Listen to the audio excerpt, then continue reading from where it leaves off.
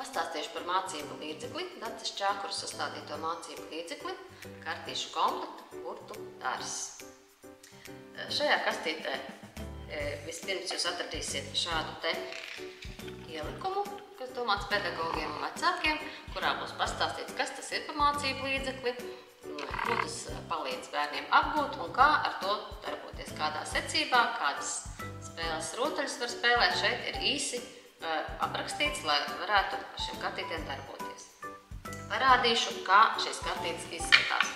Tātad ir 33 koši ilustrētas kartītes ar pārsvarā Latvijas dārzos augošiem augiem, augļiem, dārzeņiem, ziediem, kas palīdzēs bērniem pirmām kārtām jau apgūt vārdus. Tātad vismaz 33 jaunus vārdus bērni var iemācīties strādājot ar šiem kartītēm, darbojoties. Jo, lai iemācītos lasīt, visi zina, ka vispirms ir ļoti svarīgi iemācīties skaidri runāt, ir vajadzīgs bagātīgs vārdu krājums, un tikai tad lasīšana un burtu apguve veiksies raiti un vieglāk daudz. Tātad darbošanās ar šīm kartītēm palīdzēs apgūt vispirms vārdu krājumu, tātad 33 augļu un dārzeņu nosaukumus. Tāpat var iemācīties krāsas, mācīties skaitu. Šeit ir 93 avenes, 2 zemenes, burkāni. Varam mācīties krāsas, burkāni ir oranži, zemenes bija sarkanas, cidonijas ir dzeltenas, egles ir zaļas, burķi ir zaļi, jāņogas ir sarkanas. Tātad redzams, ka šajā pusē kartītē ir arī burta grafiskais attēls, kas bērniem visu laiku ir acu priekšā, un tad, kad vārdiņi un skaņas ir apgūtas, var arī sākt mācīties šos burtus. Un vēlāk bērniem priekšā, acu priekšā ir arī rakstīto burtu paraudziņš, kuru var nolikt sev blakus uz galda, blakus burtnīciņai, un tādējādi ir vieglāk bērnam šo burtu rakstīt un norakstīt nekā, piemēram, no tāfeles. Tātad kartīšu izmantošanas iespējas ir ļoti lielas, dažādas spēles un rotaļas, garšīgs, negaršīgs, patīk, nepatīk, kas man garšo, kas, piemēram, zaķim garšo, ko mēs pirksim veikalā, lai izvārītu zupu, mēs atrodam šajās kartītēs to un spēlējam. Galvenais, lai bērni runātu, lai bērni darbotos ar šīm kartītēm, var kartītes izdalīt, var salikt dažādās grupās, var ņemt no apakšas un likt augšpusē.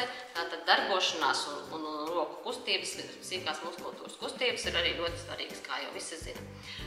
Vēl ko gribu piebilst, tātad pārsvarā ir burts atbilst pirmajai skaņai vārdā. Lielākajā daļā kartīšu tā tas ir. Izņemot 2 gadījumus, kurus arī gribu vērst uzmanību, tie ir burti eņ un eļ.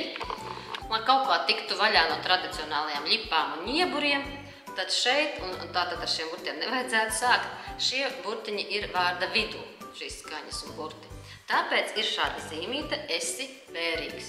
Tātad nav tā kā visās citās kartītēs, šeit burtiņš ir vārda vidū. Tātad, kas ir kartītēm otrā pusē?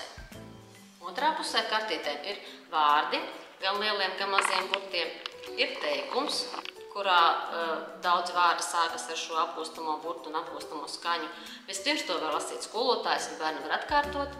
Tad, kad jau ir lasīt prasme, ir uzlabojusies, bērni paši var lasīt šos teikumus, var viņus dažādot, mainīt kādu vārdu. Piemēram, čiekuram ir šāds teikums. Čellistam čībā 4 čiekuri. Tātad jautri gan bērniem, gan pedagogiem, gan vecākiem. Tātad vēlreiz atkārtošu, kas mums šeit ir kopsavilkumā.